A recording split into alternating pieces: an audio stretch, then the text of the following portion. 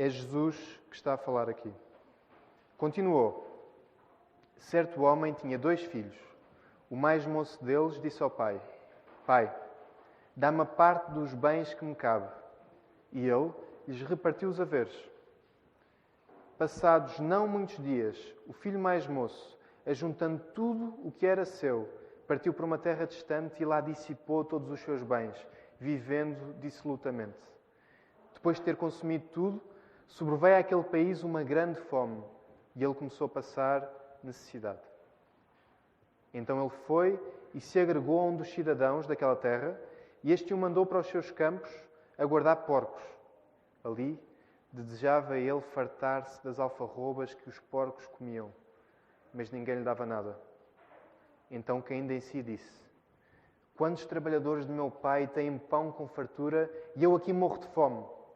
Levantar-me-ei e irei ter com o meu pai e lhe direi: Pai, pequei contra o céu e diante de ti, e já não sou digno de ser chamado teu filho. Trata-me como um dos teus trabalhadores. E levantando-se, foi para seu pai. Vinha ele ainda longe quando seu pai o avistou e, compadecido dele, correndo, o abraçou e beijou. E o filho lhe disse: Pai, pequei contra o céu e diante de ti. Já não sou digno de ser chamado teu filho. O pai, porém, disse aos seus servos: Trazei depressa a melhor roupa, vestiu, pondo-lhe um anel no dedo e sandálias nos pés. Trazei também e matai um novilho cevado. Comamos e regozijemo-nos, porque este meu filho estava morto e reviveu. Estava perdido e foi achado. E começaram a regozijar-se. Ora, o filho mais velho estava no campo. E quando voltava, ao aproximar-se da casa, ouviu a música e as danças. Chamou um dos criados e perguntou-lhe o que era aquilo. E ele informou: Veio teu irmão, e teu pai mandou matar um novilho cevado, porque o recuperou com saúde. Ele se indignou e não queria entrar. Saindo, porém, o pai procurava conciliá-lo. Mas ele respondeu a seu pai: Há tantos anos que te sirvo, sem jamais transgredir uma ordem tua, e nunca me deste um cabrito sequer, para alegrar-me com os meus amigos. Vindo, porém, esse teu filho, que desperdiçou os teus bens com meretrizes, tu mandaste matar para ele um novilho cevado. Então lhe respondeu o pai: Meu filho, tu sempre estás comigo. Tudo o que é meu é teu. Entretanto, era preciso que nos regozijássemos e nos alegrássemos, porque esse teu irmão estava morto e reviveu. Estava perdido e foi achado. Amém. Vamos orar, irmãos. Antes de começar, queremos começar com uma palavra de oração, para que seja Deus a dirigir-nos e a dirigir-me a mim também. Pai do céu, Tu és nosso Pai e nós podemos chamar-te Pai, porque isso foi uma coisa que Tu compraste para nós, Senhor. E nesta passagem que é tão familiar para tantos de nós queremos que seja o Teu Espírito a guiar-me a mim nas palavras que prego e a guiar também os nossos corações nas palavras que ouvimos, para que seja o que Tu queres a ficar e que sejas Tu a corrigir também as minhas palavras, Senhor. Ajuda-nos a receber a Tua palavra com arrependimento e com louvor, porque a Tua palavra tem estes 2 ingredientes. Nós arrependemos-nos para voltar para Ti, não para ficar afastados de Ti, Senhor. Ajuda-nos a fazer isso, em nome de Jesus. Amém. Então, estamos na 7ª semana, no 7º sermão da série das parábolas de Jesus, que começámos em julho, fim de junho, início de julho, exatamente. Começamos em início de julho esta série e será, querendo Deus, o penúltimo sermão. Depois avançamos em setembro para uma série que o Marco já anunciou, que vamos estudar de fio a pavio a carta aos Filipenses. Por isso, venham entusiasmados e venham também entusiasmados quer para esta semana, quer para a próxima, para terminar esta série das parábolas de Jesus, que tem sido também bênção para nós. Jesus, nas parábolas, como já temos falado, e aqui na classe de Marcos também, está a falar de uma forma que pede de nós vontades que são vivas e bem despertas, mas ao mesmo tempo há este movimento que, quando Jesus fala em parábolas, quem percebe Jesus, quem o quer perceber, vai perceber ainda mais. Quem não percebe Jesus vai percebê-lo ainda menos. Por isso é que a vontade é um ingrediente incontornável das parábolas. Nós somos chamados mesmo a ter vontades fortes a ler estas parábolas. Hoje, lemos aquela que é provavelmente uma das parábolas mais conhecidas do meio cristão. E eu próprio, que cresci no contexto católico, como muitos de vocês sabem, só me converti aos 18 anos, sabia esta parábola de fio a pavio. Não quer dizer que percebesse o significado dela, mas conhecia desde muito cedo. É uma parábola que será equivalente à parábola do bom samaritano, em termos de conhecimento geral. Toda a gente sabe mais ou menos esta história do filho pródigo. E temos um sentimento até nostálgico quando voltamos para ela. E por isso é que eu quero convidar-vos a todos, e temos também falado muito sobre isso aqui na classe de Marcos, a não deixarem que a vossa familiaridade com a passagem vos impeça de serem desafiados por Jesus. Isso é uma tentação grande. Às vezes nós, por estarmos muito habituados àquilo que Jesus nos diz, fazemos disso um motivo para ouvir menos.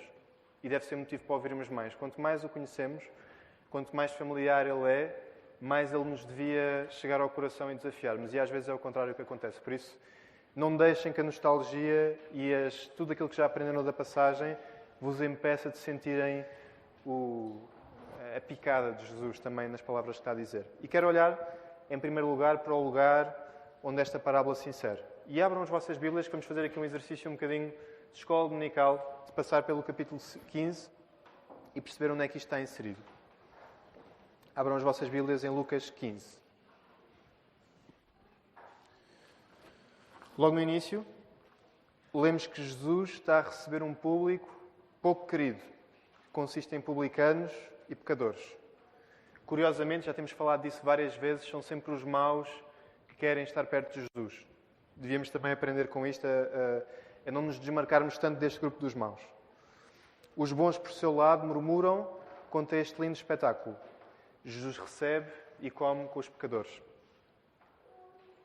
Em resposta, Jesus propõe-lhes 3 parábolas, em que a terceira é esta que nós lemos hoje de manhã do Filho Pródigo. Mas antes há outras 2. 3 parábolas em que fala sobre os maus que estavam perdidos e foram achados. E 3 parábolas que falam da reação que encontrar o que estava perdido exige. E vamos começar pela parábola da ovelha perdida. Muito conhecida também, em que um pastor, que tem um rebanho de cerca de 100 ovelhas, deixa 99 para ir procurar aquela ovelha que perdeu. E faz uma festa, até se nós quisermos, um bocadinho exagerada, parece-nos, quando encontra a ovelha que estava perdida. E avançamos daí, dos seres vivos, das ovelhas, para as coisas, para a parábola da dracma perdida. Uma mulher com 10 dracmas, ao descobrir que perdeu uma delas, o que seria equivalente a cerca de 10 dias de salário, não se conforta no facto de lhe restarem ainda 9, mas varre toda a casa e procura diligentemente a dracma que tinha sido perdida. Quando a encontra, chama também os amigos e vizinhos para se alegrarem com ela. E aqui, eu vou ser sincero, isto parece mesmo exagero. A ovelha, ok, um pastor, é a vida dele, mas aqui o dracma parece-nos de repente um bocadinho exagero. Mas pensem por 2 segundos. Façam as contas para a possibilidade de vocês perderem 10% de todo o dinheiro que vocês têm. Façam as contas no vosso banco. Dividam por 10. Imaginem que perdem isso. Ou pensando nos 10 dias de salário, pensem que o vosso salário mensal é cortado mais ou menos a metade dos 22 dias úteis. É cortado a metade. É disto que se está a falar também. A mulher perdeu 10% do seu dinheiro. Total. Não é o seu dinheiro daquele mês. 50%? 50%? 10? Não. Eram 10 dracmas, perdeu uma. Não. 50% do período de trabalho, ok. Eu depois discuto com o Pedro Aguiar. Disciplina pastoral no fim desta semana. Não se corrige um pastor a pregar. Eu não sou pastor, por isso podes corrigir. Por isso está tudo ok. A alegria que tem que ser partilhada por causa de animais perdidos que foram achados. E a alegria tem que ser partilhada por causa de coisas perdidas que foram achadas. E na parábola que vamos debruçar-nos hoje, há alegria por causa de homens perdidos que foram achados.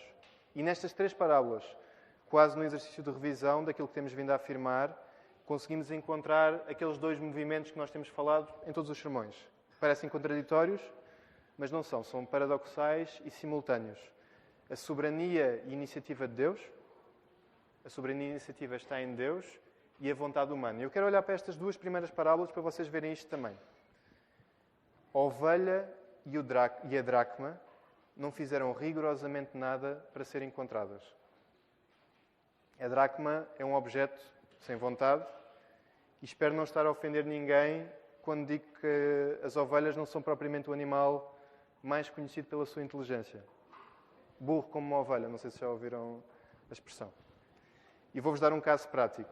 Em 2015, na Turquia, isto é real, um rebanho de cerca de 1.500 ovelhas estava a pastar junto a um precipício. E há uma delas que decide saltar o precipício abaixo. Morre, como é óbvio. As restantes 1.500 saltaram o precipício abaixo, perseguindo aquela ovelha que se tinha precipitado também. Morreram as primeiras 400, e a ovelha, como é um animal que é fofinho, as outras não morreram, só algumas ficaram feridas, mas foram amortecidas pela queda. Mas isto para vos dizer, não é um animal com um QI monumental. É um animal bastante burro até. E não deixa de ser curioso que é o animal que o Senhor Jesus mais usa para nos descrever. São as ovelhas. Por isso, vamos dos as dracmas, para as ovelhas, que já percebemos que não é um elogio, para perceber que se Deus não nos vier procurar, nós não o vamos procurar a Ele em primeiro lugar. Não temos como. Aqui temos as duas primeiras parábolas que falam deste movimento, de Deus para as pessoas. Mas quando avançamos para a parábola do filho pródigo, que é onde vamos aterrar hoje, vemos o filho a procurar o seu pai. A vontade do filho em regressar é um ingrediente incontornável desta parábola. É uma vontade humilde e corajosa que admite o seu estado e pede socorro. Somos chamados a ter vontades vivas. Sabemos ainda assim que sem a iniciativa de Deus, pensando no Espírito Santo, nunca teríamos vontades que nos aproximassem dele em primeiro lugar. É fundamental afirmar isto. Ninguém vai a Deus sem que Deus primeiro não chame essa pessoa. Mas isso não é um fatalismo. Vemos isso na parábola do filho pródigo, mas deve ser um incentivo para que nós o procuremos com uma vontade mais viva. Percebemos que é Deus que está a capacitar essa própria vontade. Fechando esta parte do contexto, vamos debruçar-nos então na parábola do filho pródigo. E vamos dividir em dois grupos. O que eu trago não é novo. Eu estou a beber de muito material que tem sido feito ao longo dos anos e muito influenciado também por o pastor Tim Keller, que fez um livro inteiro à volta disto chamado The Prodigal God, o Deus pródigo. Que ele sugere que o próprio título da parábola está logo errado, porque nós partimos a focar-nos no filho pródigo quando devíamos focar no Pai misericordioso. Eu vou tentar, à boleia do Tim Keller também, explorar um bocadinho esta parábola. Duas partes. A primeira que trata o filho mais novo, do versículo 11 ao 24, e do versículo 25 ao 32 vamos tratar o filho mais velho. Para explorar o primeiro grupo, a história do filho mais novo, quero fazer paralelos constantes com outra história da Bíblia e do Antigo Testamento. E aqui estou muito influenciado pela minha mulher e pelo grupo de mulheres em particular que estudou o livro de Ruth. E fez um estudo original do livro de Ruth também. Muito à boleia também de um livro que ajudou muito neste estudo, que era um livro do pastor de uma irmã nossa desta igreja, que é a irmã Kelly, que é o pastor Emílio Garofalo Neto. Chama-se Redenção nos Campos do Senhor. É um livro sobre Ruth e é fantástico. Recomendo a qualquer pessoa. Acho que não o podem comprar cá. Tem que arranjar um dos movimentos dos nossos irmãos brasileiros de ir ao Brasil para o comprar. Mas é fantástico. É um livro extraordinário. Recomendo muito. E vou à boleia desse livro tentar fazer alguns paralelos com a história do filho pródigo. No livro de Ruth, lemos a história de uma família que sofreu as consequências de procurar a alegria longe da terra prometida. Logo no início do livro, lemos acerca da decisão de Elimelec em levar a sua mulher e os seus filhos para Moab, para escapar à fome. E é interessante que o livro de Ruth nem nos diz que eles estavam a passar fome, como tem sido apontado. Diz simplesmente que a fome chegou a Belém. Não diz que a família estava a passar dificuldades. Elimelec morre, em Moab já, e deixa Noemi e os seus 2 filhos lá. Naturalmente, os filhos seguem as pisadas dos pais e tomam para si 2 mulheres moabitas chamadas Ruth e Orfa. Morrem os 2 filhos e Noemi fica com as suas 2 noras numa terra estrangeira, passando a fome que temeu passar na sua própria terra. O filho mais novo, na parábola de Jesus, pede ao seu pai a herança que lhe era devida. E se nós formos a Deuteronômio 21, 17, por aí, por essa zona, vemos que após a morte do pai, o filho mais velho teria direito a uma porção dobrada da herança. Se quiserem, se fossem 2 filhos, como é este caso, o filho mais velho tem direito a 2/3 e o filho mais novo tem direito a 1/3. Por isso, quando o filho pede a parte que lhe é devida, o filho está a pedir cerca de 1/3 das posses do pai. Mas há aqui uma coisa muito fora do normal que está a acontecer. Tipicamente isto acontecia quando o pai morria e dava as suas propriedades, eram distribuídas em herança aos seus 2 filhos. Era muito pouco comum isto acontecer no tempo de vida do pai. E quando vamos ver também os estudos que têm sido feitos, vemos também que o pai, para contornar, alguns pais na época, para contornar esta lei da porção redobrada, podiam fintar mais ou menos o esquema e oferecer presentes aos filhos em tempo de vida. E aí eles não estavam bem cingidos nisso. Mas não é isso que se está a passar. O filho está a ir ter com o pai e está, se quiserem, exigir que ele lhe dê aquilo que só lhe era por direito quando o pai morresse. 1/3 das suas propriedades. E devemos que pensar isto.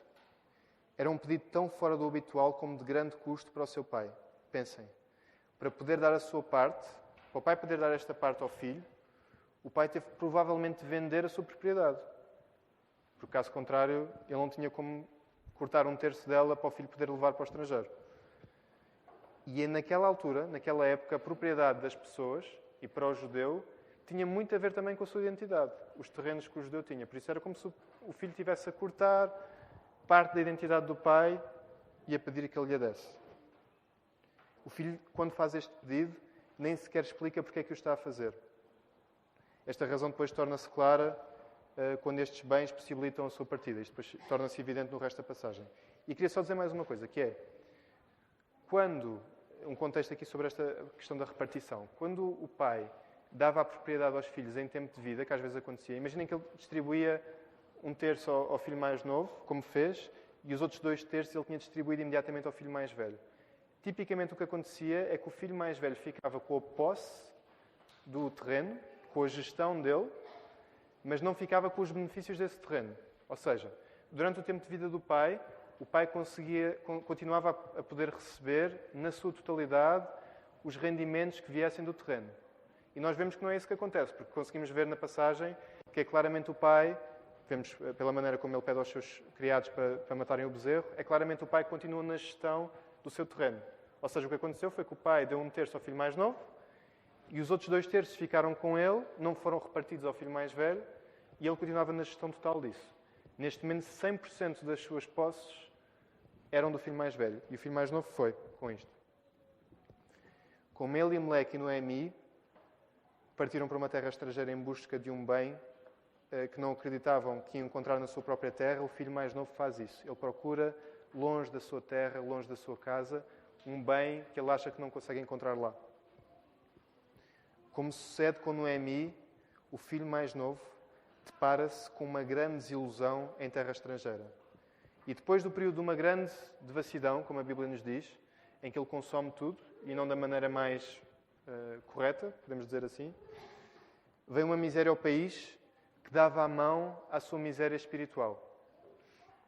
Notem uma coisa, a miséria espiritual não apareceu quando apareceu a miséria física também. Ela apenas se tornou incontornável. Isto dá para fazer um sermão só aqui, mas muitas vezes com a nossa vida é assim também. Às vezes nós achamos que a miséria espiritual chegou à nossa vida quando um tempo de miséria física vem. E muitas vezes isso é só a forma que Deus está a usar para tornar isso evidente. Porque a miséria espiritual do filho, como vamos ver ao longo da passagem, já vinha de trás. Ela não começou quando a dificuldade começou. Ela já existia. E connosco, quantas vezes também nós não escondemos a nossa própria miséria espiritual com um consumo desenfreado, com entretenimento, com trabalho. Na sua misericórdia e amor, ainda que nos custe muito, muitas vezes Deus faz com que a miséria da nossa vida material dê a mão à miséria da nossa vida espiritual. Deixem-me repetir esta frase. Na sua misericórdia e amor, ainda que nos possa custar muito, Deus muitas vezes faz com que a miséria da nossa vida material dê a mão à miséria da nossa vida espiritual, para tornar isso evidente e para nos poder curar. Como vamos ver, isso para o filho mais novo vai significar salvação, não vai significar sina. E o C.S. Lewis já escrevia acerca disto. Deus sussurra connosco nos nossos prazeres, mas berra, grita connosco nos nossos sofrimentos. E depois tem uma frase que eu adoro, que é: o sofrimento é o megafone de Deus. Adoro, percebam o que eu quero dizer. Assusta-me. É uma frase que me assusta, mas é uma frase que é muito real. De facto, quando nós sofremos, nós muitas vezes percebemos de uma maneira que não percebemos, quando está tudo bem, quem Deus é, quem nós somos e onde Deus quer que nós estejamos. Vamos avançar. A fome do filho mais novo é tanta que ele deseja comer a comida dos porcos. E para um judeu, o porco, como vocês sabem, é um animal impuro, proibidíssimo para comer. Por isso, comer a comida que o porco está a comer não é assim o manjar que nós... Não são umas febras. Quer dizer, estamos a falar das alfarrobas, por isso não é o porco. Mas é mesmo o imundo dos imundos. É o que o filho está a desejar comer. Como pregou o pastor Tiago há uns tempos atrás. Quando o filho teve fome, ele desejou comer as alfarrobas dos porcos. Mas quando ele estava esfomeado, ele voltou para a casa do pai. E é interessante. Se num primeiro momento parece que é a fome que o faz voltar a casa, quando continuamos a ler, percebemos que é algo ainda mais importante que está em jogo. Ele diz: Pai, pequei contra o céu e diante de ti. E percebemos com isto que há uma convicção que vai além da sua miséria física. Há uma noção da sua miséria espiritual também. Não foi só a gasolina do carro roubado que acabou e ele saiu do carro porque não tinha hipótese, porque o carro empanou. Foi mesmo uma convicção do seu pecado e quem foi ofendido em primeiro lugar nem sequer foi o Pai. Foi Deus que está nos céus. Há arrependimento. E fazendo o paralelo com o livro de Ruth, como o filho arrependido voltou à casa do seu pai, Noemi voltou também à terra prometida, inesperadamente, seguida pela mulher moabita, pela sua nora, viúva, Ruth. Voltamos ao filho pródigo, já vamos voltar a Ruth. Arrependido, este filho pródigo voltou. E a palavra dá-nos detalhes sobre o que passou pela cabeça dele neste movimento para voltar. Do discurso que preparava para o seu pai. Apesar de não dizer, a parábola deixa-nos supor que o filho imaginava uma reação pouco calorosa do pai, que o trataria não como filho, mas como um dos seus trabalhadores. Isso era a esperança dele, se quiserem. Ele queria ser tratado como um dos trabalhadores. Conseguimos imaginar também Noemi a voltar arrependida para a terra prometida, a antecipar o alvo de gozo e escárnio que seria quando voltasse para a terra, ainda por cima a voltar com uma mulher moabita, que era um povo que, se vocês forem a ler o contexto, tinha um péssimo historial com Israel. Quando o filho mais novo se aproxima e o pai o vê ao longe, a reação, ainda que familiar para nós, não era de forma nenhuma a que era esperada. Uma corrida, e aqui a corrida, normalmente os judeus usavam vestes longas, por isso o pai, para correr, provavelmente teria que levantar as suas vestes, que era considerado tremendamente desonroso para um pai de família daquela época. Era mesmo um ato, se quiserem, de humilhação que o pai estava a fazer ao ir a correr ter com ele. Abraços, beijos, alegria exuberante. Como já foi pregado muitas vezes nesta igreja, pela reação do filho mais novo, percebemos que, como ele, somos muito lentos a perceber a bondade de Deus. O nosso problema não é acharmos que Deus é bom demais. O nosso problema é não percebermos que Deus é ainda melhor do que achamos que Ele é. E por isso, de acordo com esta teoria que ele tem, que nós também temos, continuamos a desconversar e a tentar chamar Deus à razão. O filho mais novo, depois de ser abraçado e beijado pelo pai, ele já tinha sido abraçado, ele já tinha beijado, o pai já tinha beijado o filho, ele já tinha dado aquela corrida humilhante até ao filho, ele continuou a estar convencido que o pai só estava a ter aquele comportamento estranho por ignorância. O filho achava que o pai só estava a fazer tudo aquilo que estava a fazer, ou porque estava esquecido, ou porque estava ignorante acerca do que tinha acontecido. E por isso informa ao pai, na sua boa vontade: Pai, pequei contra o céu e diante de ti. Já não sou digno de ser chamado teu filho. Mas, queridos irmãos, Deus nunca é amoroso num exercício de alheamento da realidade.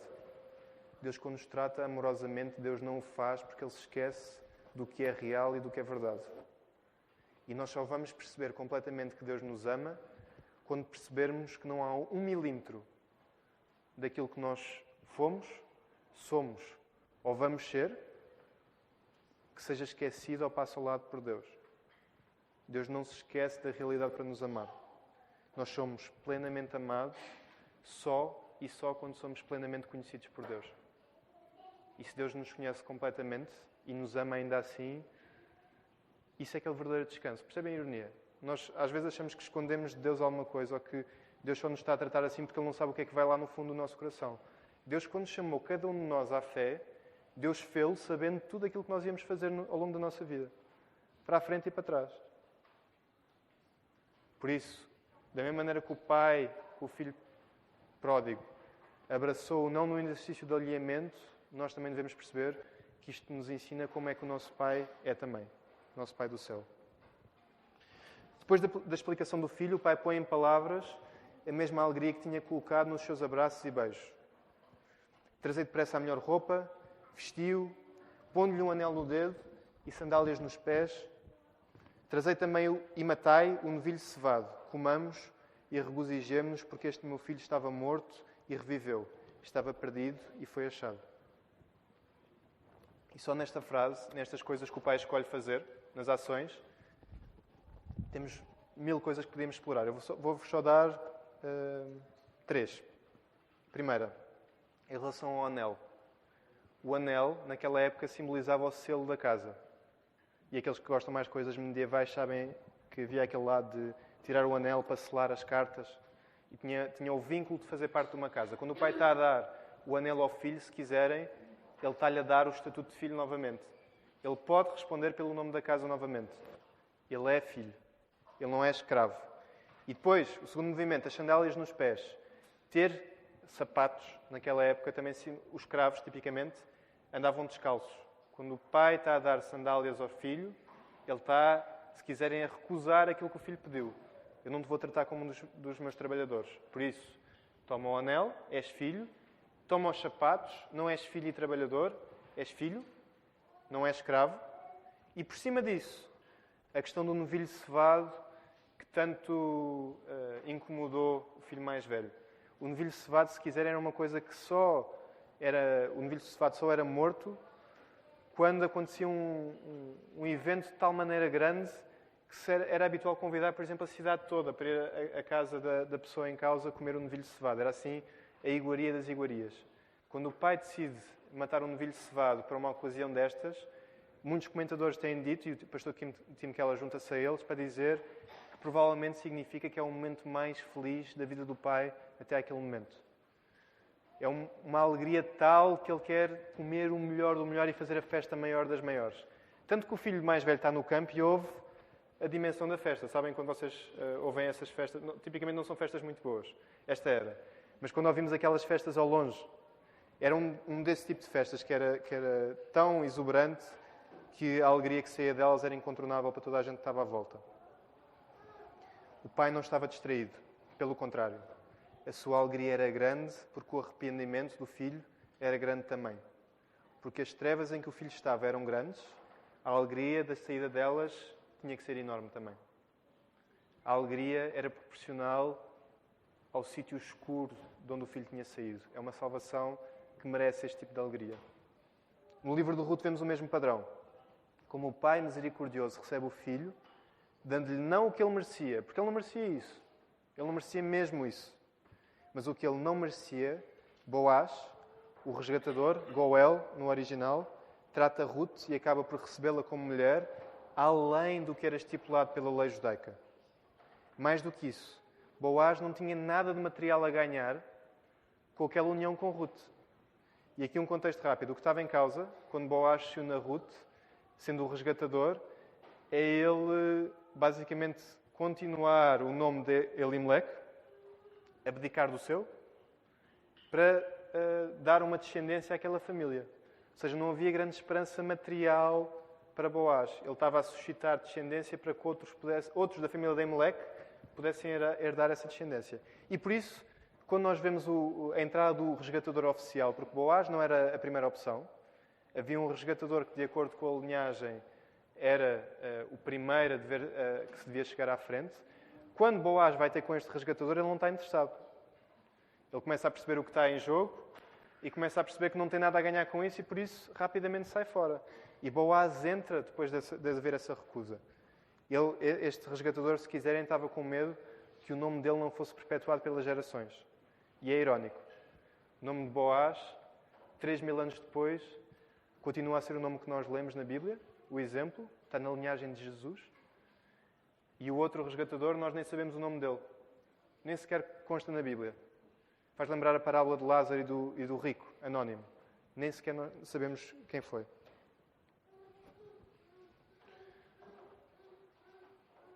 Boaz aponta para o seu descendente, Jesus, e o Pai misericordioso para o nosso Pai do céu. Colocando-nos no lugar dos ouvintes de Jesus, no fim desta primeira parte da história, do filho mais novo, vou-vos dar 2 segundos para tentarem imaginar o tipo de reação que eles estariam a ter. E assim aproveito para beber água também.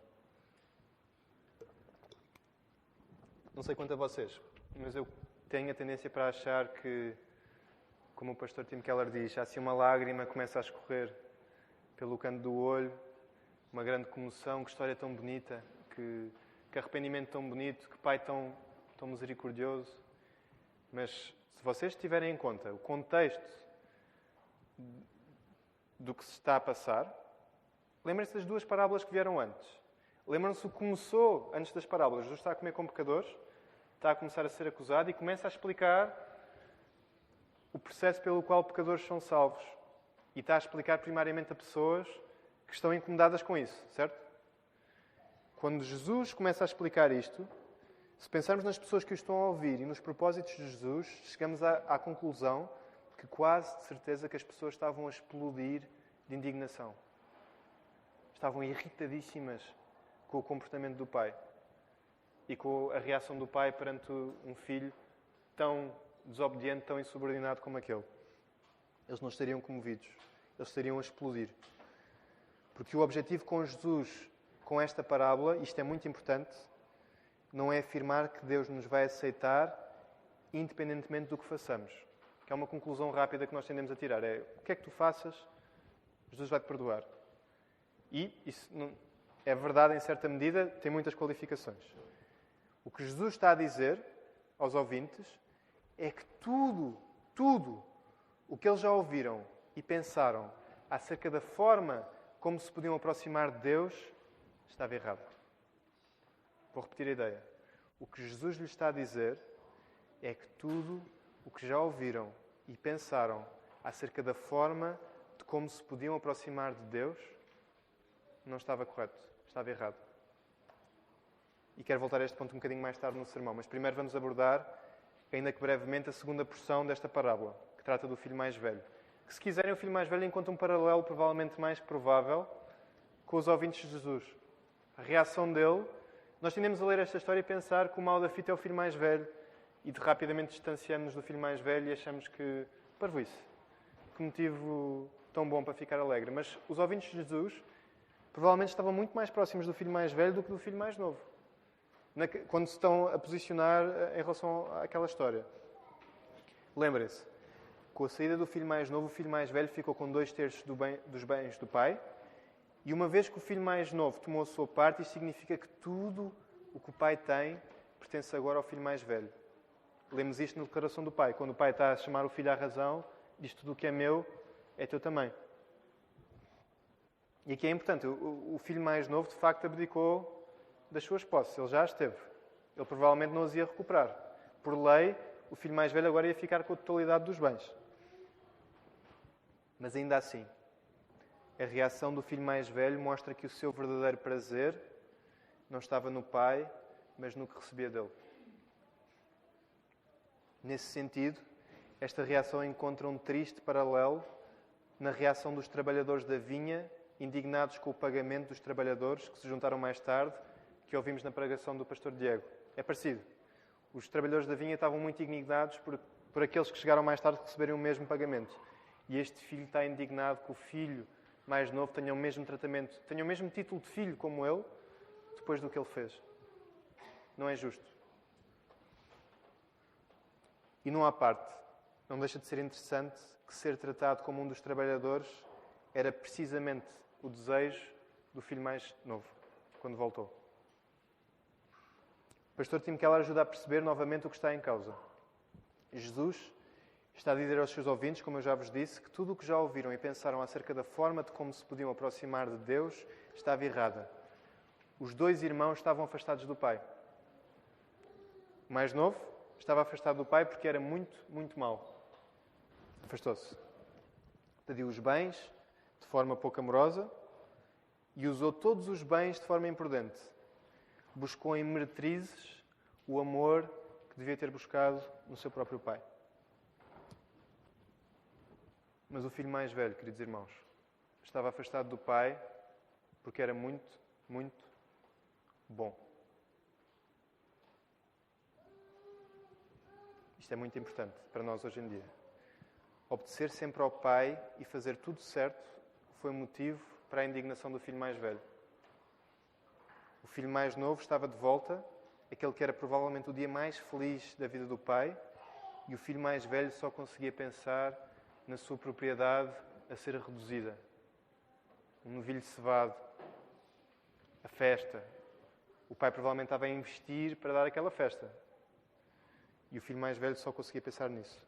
E o que é interessante é que a parábola conta-nos o que aconteceu ao filho mais novo, conta-nos do seu arrependimento, conta-nos da sua restituição, mas não nos conta do filho mais velho. Isso é intencional da parte de Jesus. Jesus, para os seus ouvintes, deixa essa pergunta no ar.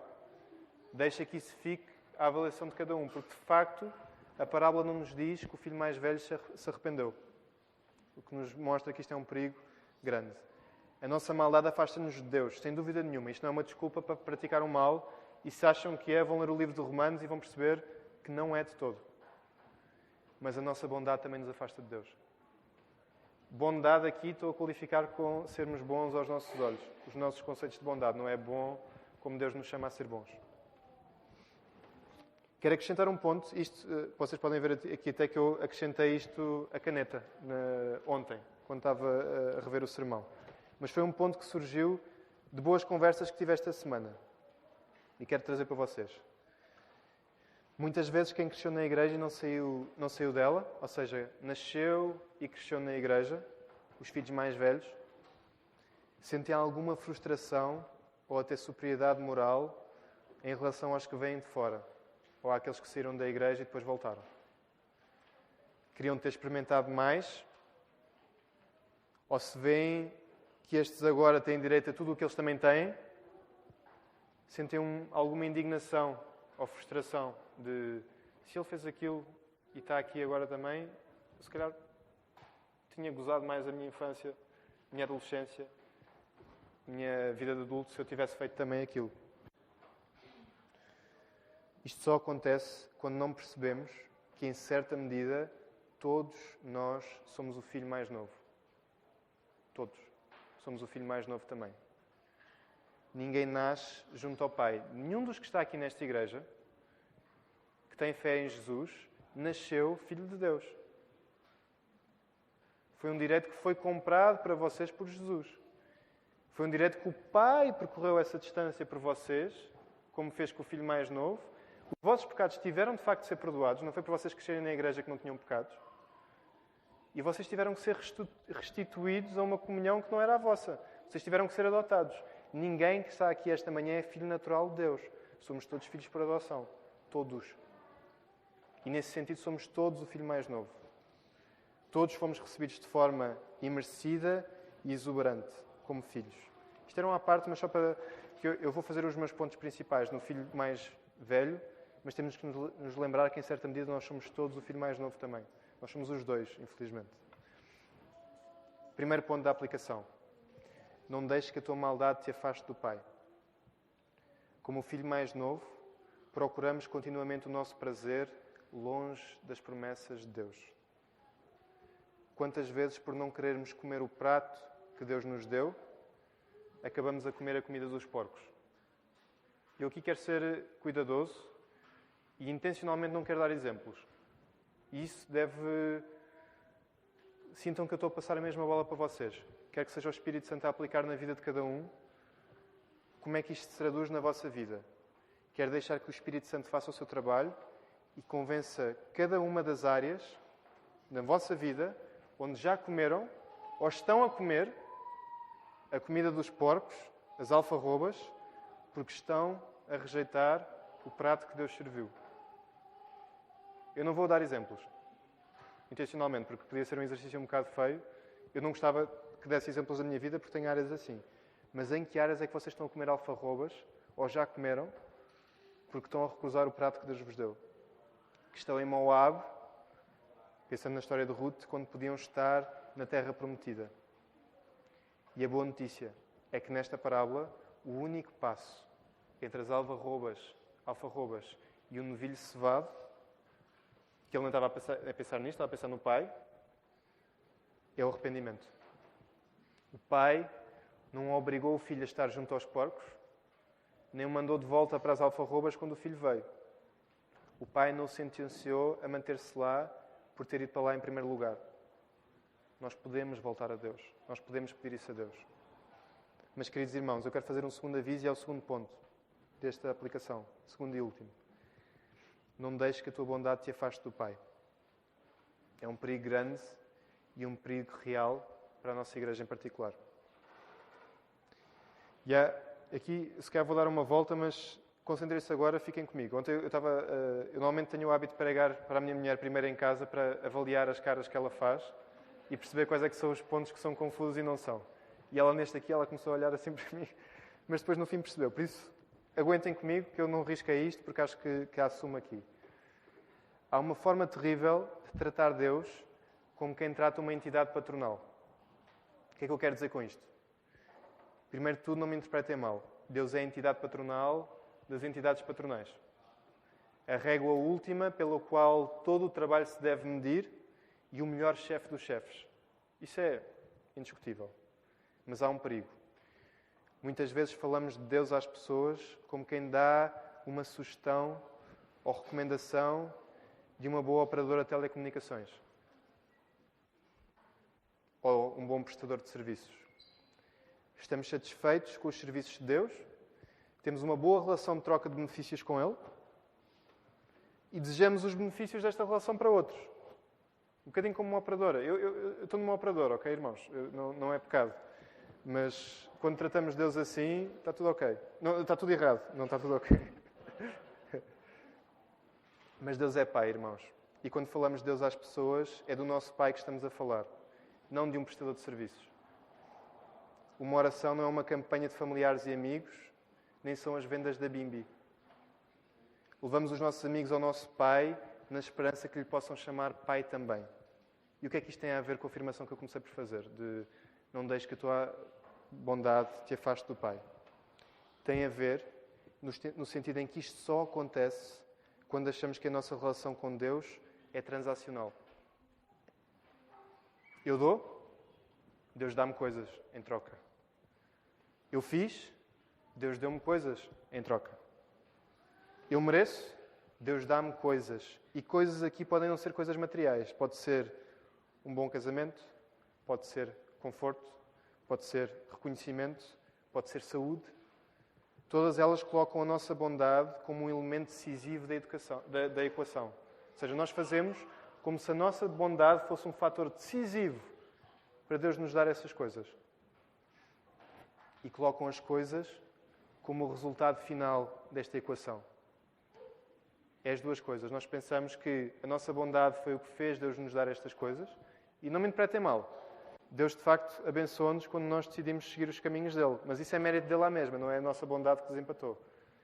E o pior é que nós vemos as coisas que Deus nos dá como o resultado final. Nós ficamos satisfeitos com as coisas. E, nesse sentido, somos iguaizinhos ao filho mais velho. Mas na nossa relação com o Pai, não é a nossa bondade que resolve a equação, é o amor misericordioso e merecido do Pai que nos recebe, a correr, de braços abertos, que nos põe o anel no dedo, que mata o melhor dos animais e que dá a maior das festas, que nos chama filhos. E um último ponto, antes de concluir. muitas vezes nós temos dificuldades com isso também. Nós temos dificuldades em perceber que Deus, de facto, tem prazer em nós. Nós, quando ouvimos as promessas de Deus, ouvimos a forma como Deus trata os seus filhos, nós temos dificuldade em perceber que, de facto, Deus pode pensar em nós como filhos e ter prazer em nós, num prazer maior até que nós temos pelos nossos filhos. É difícil para nós perceber isso. Mas, de facto, é isso que a palavra nos diz. Quando vocês veem a reação do pai quando o filho mais novo volta, nós podemos e devemos fazer um paralelo para Deus. Quando nós nos arrependemos, quando nós decidimos segui-lo dia a dia, quando nós fazemos a sua vontade. Deus tem prazer. Já pensaram nisto? É quase ofensivo. Nós achamos que é quase ofensivo pensar nisto. O Deus Criador do Universo tem prazer com coisas que nós fazemos. Tem prazer em chamar-nos filhos. Isto passa-nos completamente ao lado. Por isso é que esta parábola é mais uma parábola acerca do pai do que acerca do filho. Porque o que é realmente surpreendente e maravilhoso não é a reação do filho. Não é o arrependimento do filho como nós muitas vezes fazemos. É a reação do pai. A reação do pai é o que nos deve fazer querer ir a correr para ele. E não o contrário. Não é a reação do filho que nos deve fazer pensar nos benefícios que vamos ter do pai. O resultado final da equação é o próprio pai. Nós temos o próprio Deus como recompensa. Foi isto que passou ao lado do filho mais velho e foi isto também que passou ao lado do filho mais novo quando saiu de casa. E é isto que nos passa ao lado muitas vezes nos nossos rasgos evangelísticos. Podemos chamar a Deus Pai, de facto. Ele é nosso Pai. E queremos que muitas mais pessoas lhe possam chamar Pai também. Que Deus nos ajude.